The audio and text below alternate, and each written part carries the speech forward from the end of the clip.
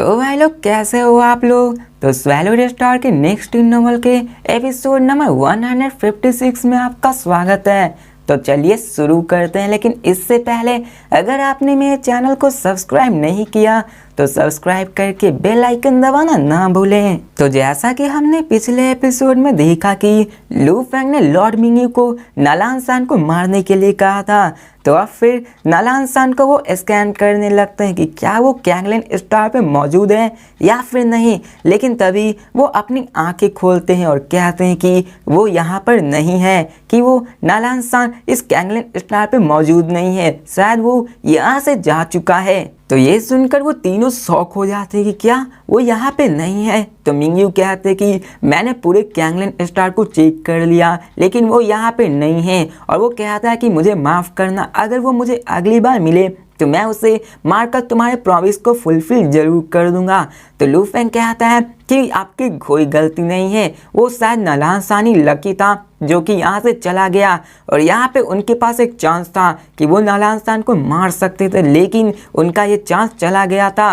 और यहाँ पे अगर उन्होंने नालान सान को ही मार दिया होता तो इस दुनिया के अंदर की दुनिया का ट्रिप उनके लिए परफेक्ट हो जाता है। और अब फिर हमें डार्क यूनिवर्स को दिखाया जाता है जहाँ पर एक यूनिवर्स शिप फ्लाई करके जा रहा होता है, और हमें उसी कंट्रोल रूम को दिखाया जाता है जहाँ पर एक बंदा अपनी टीचर से पूछता है कि आखिर हम कैंगलिन स्टार से इतनी जल्दी क्यों आ गए, वहाँ पर इतने सारे स्ट्रॉन्ग बंदे मौजूद थे, हम लोग वहाँ पर रह के उनसे सीख सकते थे। और वहाँ पर हमें दो यूनिवर्स वॉरियर्स को दिखाया जाता है जो कि अभी चेक कर रहे होते मिंग्यू और लू फेंग के कनेक्शन के बारे में। और यहाँ पे वो कहते हैं कि हम लोगों ने वहाँ पर सबसे पूछा लेकिन वहाँ पे कोई इसके बारे में नहीं जानता था।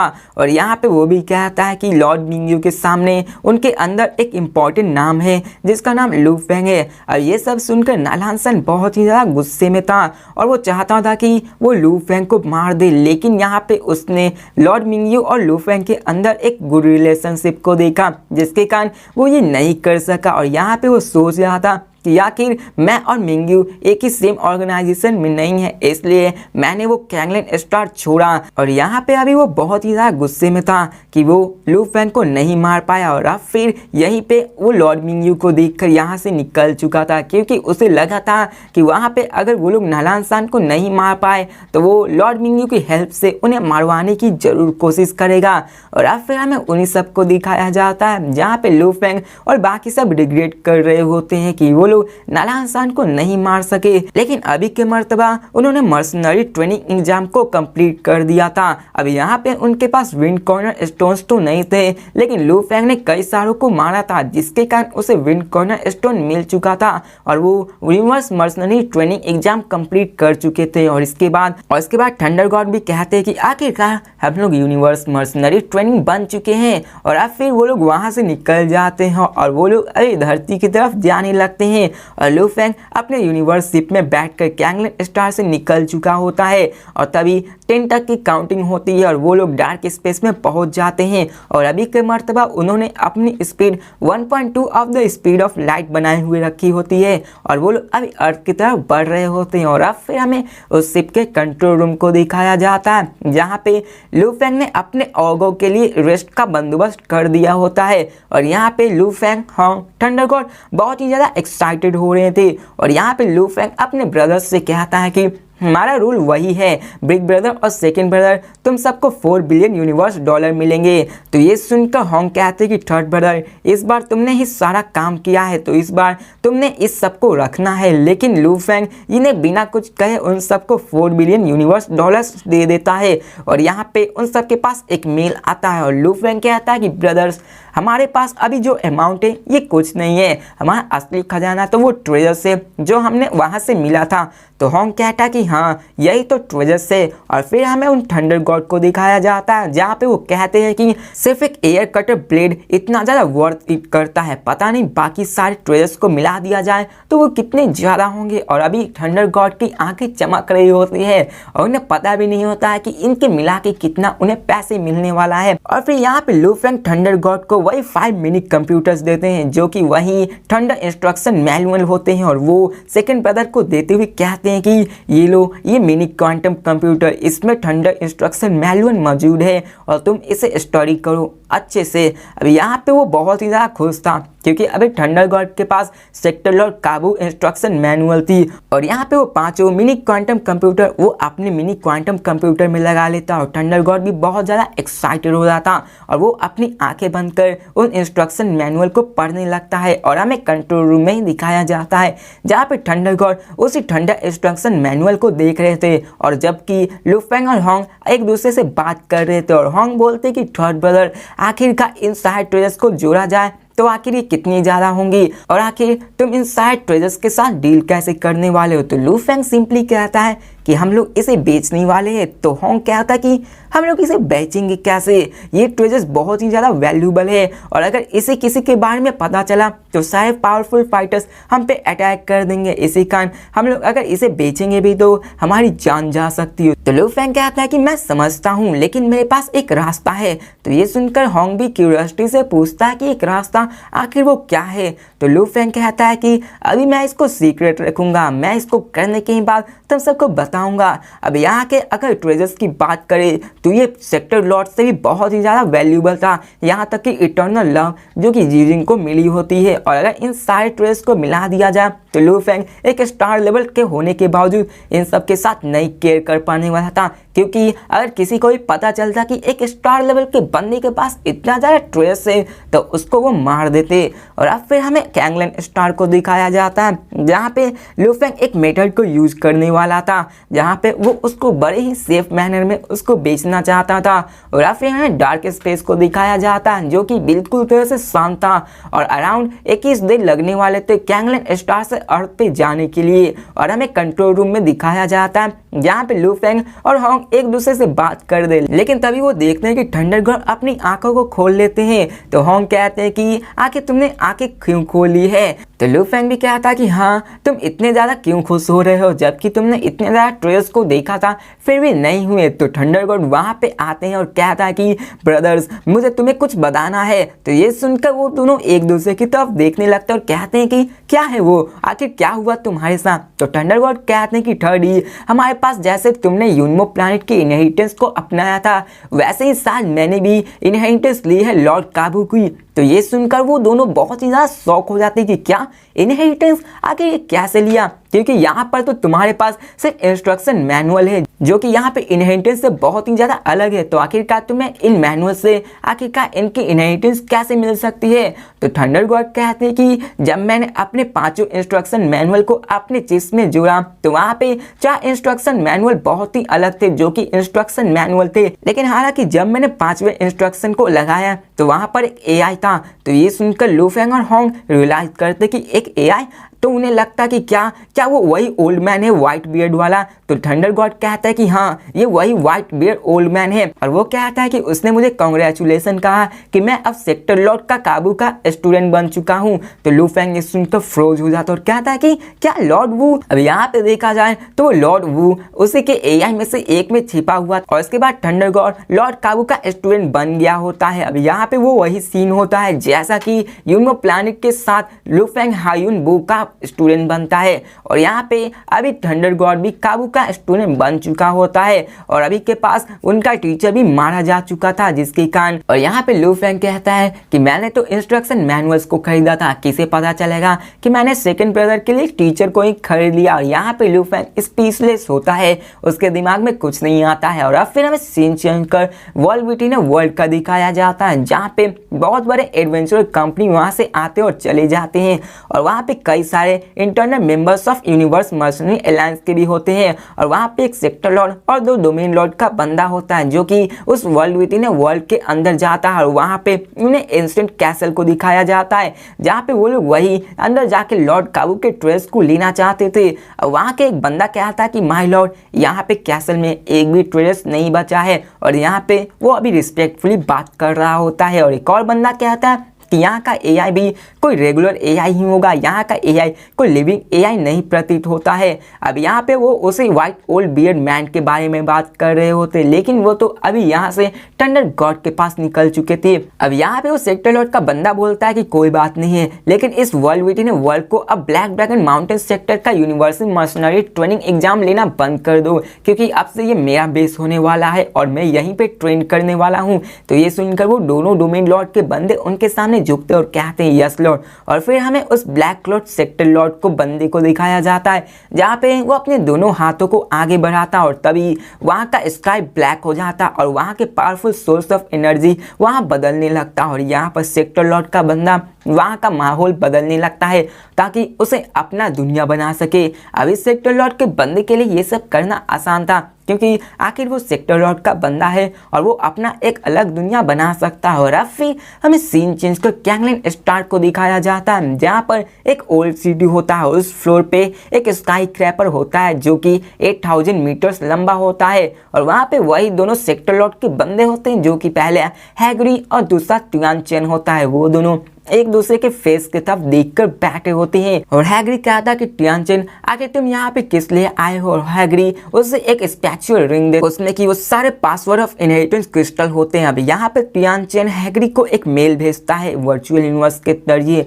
और यहाँ पे हैग्री उस मैसेज को रिसीव करता है और उसमें होता है उसका फाइनल पासवर्ड। अब यहाँ पे उसे पता था कि उस सेक्टर लॉर्ड के बंदे के पास बहुत ही ज्यादा पैसा होगा और यहाँ पे वो फिर कहता है कि टियानचेन क्या तुमने मुझे कोई फेक पासवर्ड तो नहीं दिया है ना। तो टियानचेन कहता है कि मैं इतना भी सेमलेस नहीं हूँ कि जो तुम्हें मैं फेक पासवर्ड दूंगा। तुम चाहो तो तुम जाके यूनिवर्स फर्स्ट बैंक अकाउंट में जाके देख सकते हो वहाँ के स्टोर इनहेरिटेंस क्रिस्टल को। तो ये सुनकर वो वहाँ से खड़ा होता है, वो हवा में गायब हो जाता है और अब फिर हमें सीन चेंज कर दूसरे ही सेकंड में कैंगलैंड स्टार की ड्रीमी सिटी को दिखाया जाता है, जहाँ पर यूनिवर्स फर्स्ट बैंक अकाउंट होता है और वहाँ पे हैग्री एक ही सेकंड में आ चुका होता है। और वहाँ पे जब मैनेजर देखता है कि यहाँ पे 3 स्टार कस्टमर आया है तो वो उठ के उसके सामने आ जाता है और बैंक का एआई उसे अलर्ट कर देता है और जब वो आता है तो उसे वो 90th फ्लोर ऑफ बिल्डिंग में ले जाते हैं। और यहाँ पे वो मैनेजर कहता है कि मिस्टर हैग्री आप यहाँ पे क्यों आए हैं यहाँ पे। तो वो हैग्री कहता है कि मैं यहाँ पे एक आइटम रिसीव करने वाला हूँ। तो ये सुनकर वो ब्रांच मैनेजर कंफ्यूज होता है और कहता है कि मिस्टर हैग्री आपने तो कोई आइटम यहाँ पे जमा ही नहीं कराया था। तो हैग्री कहते हैं कि ये आइटम 10 मिलियन ईयर्स पुराना है। तो ये सुनकर वो कहता है कि मिस्टर हैग्री अगर ये आइटम 10 मिलियन साल पुराना है तो ये अभी तक गानू यूनिवर्स ब्रांच में स्टोर हो गया होगा, इसलिए जब तक आप मुझे करेक्ट अकाउंट नंबर और पासवर्ड बताएंगे तब मैं जाकर उसे गानू यूनिवर्स से ले आऊँगा और आपके बताए हुए लोकेशन पे उसे ले आऊँगा। तो हैग्री उसे अपना अकाउंट नंबर बताता है और उसका पासवर्ड भी बताता है। अब यहाँ पे वो फर्स्ट पासवर्ड को मिलाता है जो कि मैनेजर कहता है कि ये सही है और फिर सेकेंड पासवर्ड को मिलाता है जो कि वो भी सही होता है और फिर हमें थर्ड पासवर्ड को दिखाया जाता है जो कि मैनेजर बोलता है कि ये भी सही है और फिर बीप की आवाज आती है जिसके कारण वो बैंक अकाउंट खुल चुका होता है। और यहाँ पे वो मैनेजर कहता है कि आपका ये बैंक अकाउंट खुला हुआ और इसके बाद वो उसे सारी डिटेल इन्फॉर्मेशन दे देता है और यहाँ पे वो कहता है कि मेरे एक्सपीरियंस के अनुसार अगर आपका यहाँ कोई सामान है तो उसे यहाँ आने में 1 महीने लग जाएगा। तो हैग्री एक्साइटमेंट में कहता है कि ठीक है। और यहाँ पे उसने इतनी सारी स्पेंड की होती है टाइम और इफोर्ट तब जाके उसे इनहेरिटेंस क्रिस्टल मिली होती है और वहाँ पे वो देखना चाहता था कि आखिर यहाँ पे क्या है। लेकिन तभी ब्रांच मैनेजर वहाँ के सामान को देखता है तो शॉक हो जाता है और वो देखते हुए कहता है कि यहाँ पे कुछ है। तो ये देखकर हैग्री कहता है कि क्या है। तो मैनेजर कहता है कि मिस्टर हैग्री मुझे नहीं लगता है कि मुझे गानू एम्पायर से कुछ लाने की ज़रूरत है। और वो वहाँ पे उसे दिखाता और हैग्री वहाँ पे देखने जाता है जहाँ पे उसमें एक रिकॉर्डिंग होता है और फिर वो ब्रांच मैनेजर वहाँ से निकल जाता है और हैग्री अपने हाथ को वहाँ से लेके मैनेजर जैसे ही जाता है वो मॉनिटर के सामने खड़ा होता है जहाँ पे एक ऑडियो फाइल रिप्ले होता है और उसे देखकर हैग्री बहुत ही ना शॉक हो जाता है। और अब फिर हमें इस ऑडियो को सुनाया जाता है जो कि 10 मिलियन साल पहले प्ले होता है और यहाँ पे वो कहता है कि तुम स्टूपिड कहीं के और वो हंसता है पागलों की तरह। वो कहता है कि तुम्हें क्या लगा तुम इतने ज़्यादा सेक्रीफाइस किए ताकि तुम्हें वो 3 पासवर्ड मिल सके। लेकिन वो फिर से हंसता है और कहता है कि मैं तुम्हें ये पासवर्ड किसी ऑर्गेनाइजेशन को कभी नहीं देने वाला था। तुम लोगों ने इतनी ज़्यादा मेहनत करके इतने पागलों की तरह इसे चाहा लेकिन आखिरकार तुमने आखिरी में इससे सब चीज़ बर्बाद हो गया। अब ये देखकर हैग्री को बहुत ही ज़्यादा गुस्सा होता है क्योंकि उसके हाथ में कुछ नहीं लगा, बस एक रिकॉर्डिंग के अलावा जिसने उसे ताना मारा गया था। अभी यहाँ पे वो बहुत ज़्यादा गुस्से में होता है, वो उस मॉनिटर को तोड़ देता है और अभी के मर्तबा वो 3 स्टार कस्टमर होता है। और वहाँ का एआई कहता है कि 3 स्टार कस्टमर, आपने प्रॉपर्टी ऑफ बैंक को डिस्ट्रॉय किया है, जिसके मुताबिक आपको इसके पैसे चुकाने होंगे। अब ये सुनकर तो हैग्रिड को और भी ज़्यादा गुस्सा आ जाता है और गुस्से में कहता है कि मारो। और यहाँ पे हैग्रिड अपने पावरफुल ऑरा को फैलाता है, जिसके कारण वहाँ का पूरा लॉबी ब्लो अप हो जाता है और वहाँ का हर एक सामान सैटर हो जाता है। और यहाँ पे वो गुस्से में कहता है कि ये इनहेरिटेंस क्रिस्टल आखिर ये कहाँ पे, आखिर ये किस बंदे के पास मौजूद है। अब उसे तो पता ही नहीं कि ये इनहेरिटेंस क्रिस्टल तो असल में टनल गॉड के पास मौजूद है, क्योंकि उसके पास इनहेरिटेंस आ गई है, जिसके कारण उसके पास सारे बैंक अकाउंट का एक्सेस होगा और उसके पास ही सारे पैसे मौजूद होंगे। और अब फिर हमें सीन दिखाया जाता है कैंगल स्टार का, वो ब्लैक ड्रैगन माउंटेन एम्पायर के स्टेट का ही होता है।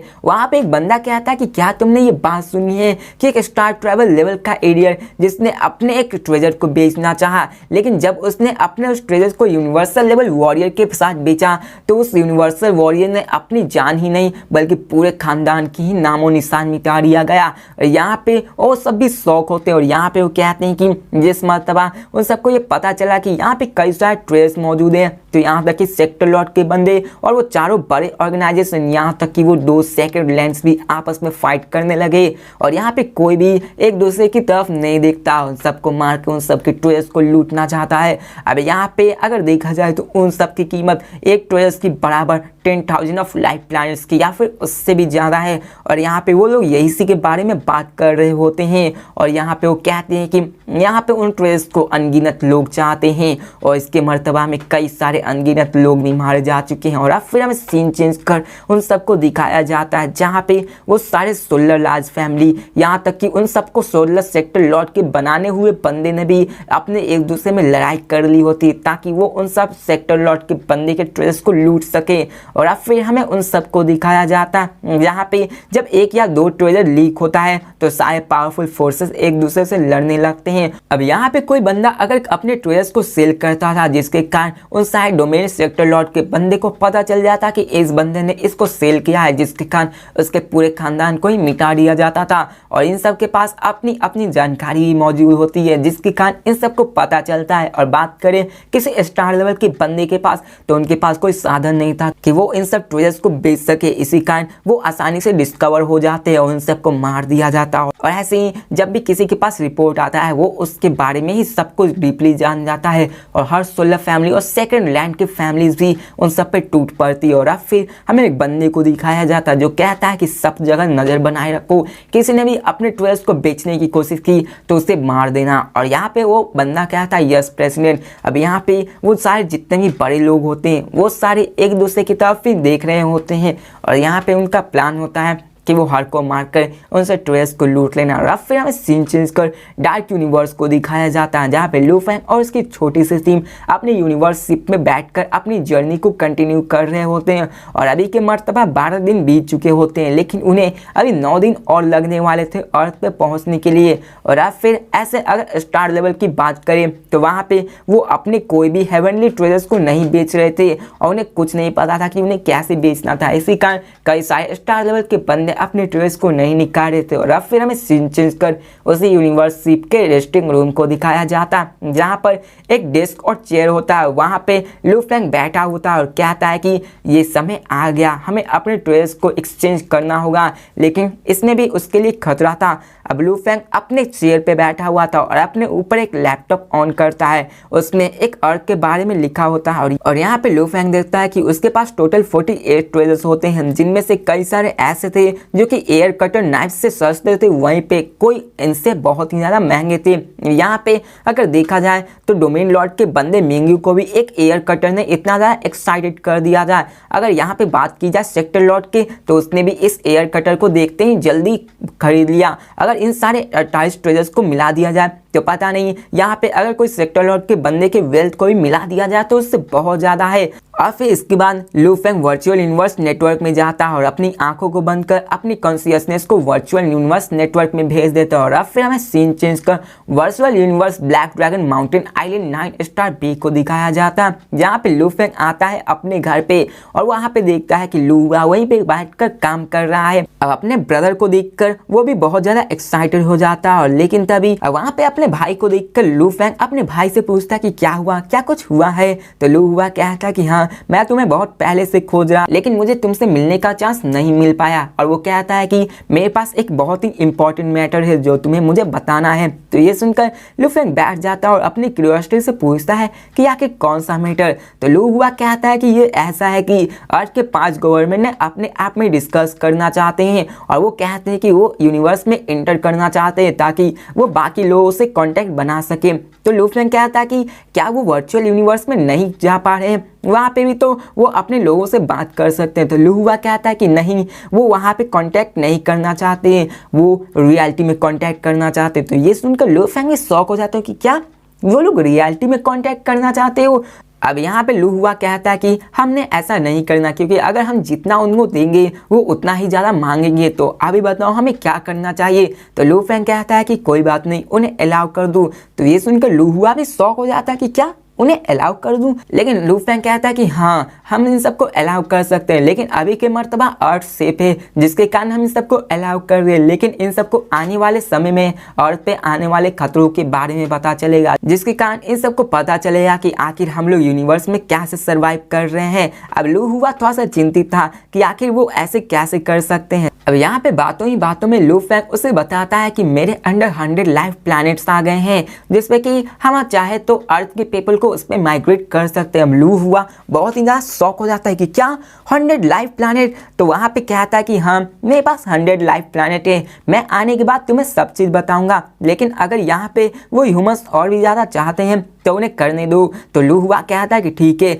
लेकिन तभी लू हुआ के पास एक मेल आता है, जिसे देखकर वो क्यूरियोसिटी से उसे ओपन करता है और वो नोटिफिकेशन होता है बैंक से, जहाँ पे उसके अंदर बैंक ट्रांसफर में 4 बिलियन यूनिवर्स डॉलर्स आए हुए होते हैं, जिसे देखकर लू हुआ शॉक हो जाता है कि क्या 4 बिलियन यूनिवर्स डॉलर। तो यहाँ पे लू फेंग कहता है कि हाँ, ये तुम्हारे लिए है और वो गुड लक कहता है और कहता है कि तुम अपनी मेहनत करते रहना। अब यहाँ पे लू हुआ अपने भाई को देखता है जो कि वहाँ से निकल चुका था। अब यहाँ पे लू हुआ बहुत ही ज़्यादा शौक होता है और सोचता है कि आखिर वो इस दिनों कर क्या रहा है, आखिर उसने 4 बिलियन यूनिवर्स डॉलर इतनी जल्दी कैसे कमा लिया और उसने मुझे इतनी आसानी से कैसे दे दिया। अब यहाँ पे देखा जाए तो 4 billion universe dollar Ganu dollar से बहुत ही ज़्यादा वैल्यूबल होती हैं। और अब फिर हमें 9 स्टार बे डिस्ट्रिक्ट के एंट्रेंस को दिखाया जाता है, जहाँ पे लू फेंग अपने हाथों को वेव करता है और तभी एक 2 हॉर्स पुली आ जाता है और ये घोड़ा गाड़ी के जैसे, लेकिन समझ लो कि वो एडवांस टाइप का था। और वहाँ का वो आदमी पूछता है कि सर आपको कहाँ जाना है। तो लू फेंग कहता है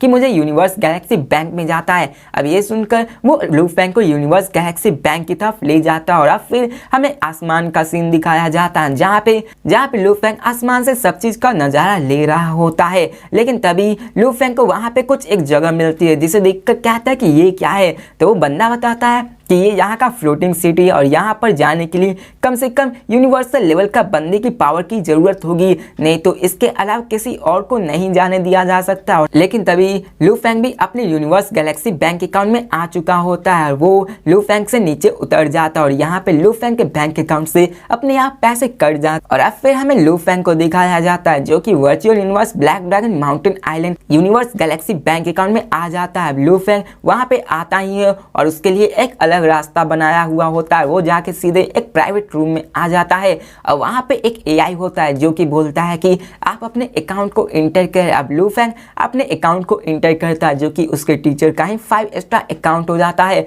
और तभी लू फेंग को सिग्नल मिलता है, जहाँ पे लू फेंग को एक बार विड्रॉ कर चुका होता है पैसा, जिसके कारण उसके सारे बेसिक रिकॉर्ड हो चुके होते हैं और वहाँ पे उसके पासवर्ड को वो लगा लिया होता है। और यहाँ पे एआई लू फेंग को स्कैन करके उसके यूजर को ऑथोराइज कर देता है, जिसके बाद वो एक नॉर्मल रूम एक लग्जरियस रूम में कन्वर्ट हो जाता है। और वहाँ पे एक फीमेल एआई आ जाती है जो कि लू फेंग को रिस्पेक्ट देते हुए कहती है कि रिस्पेक्टेड 5 स्टार क्लाइंट, आखिर मैं आपकी कैसे मदद कर सकती हूँ। अब यहाँ पे लू फेंग उसी एआई से पूछता है कि आप कैसे कर रही हो। यहाँ पे लू फेंग अपने बबाता के प्लान पे ही चल रहा होता है। तो भाई लोग इसी के साथ ये वीडियो भी खत्म होती है। तो मिलते हैं नेक्स्ट वीडियो में और देखते हैं कि आखिर लू Feng universe Galaxy bank account में क्यों आया है। क्या वो वहां से पैसे ट्रांसफर करने आया है या फिर उसका मकसद कुछ और होने वाला है। तो मिलते हैं नेक्स्ट वीडियो में, तब तक के लिए बाय।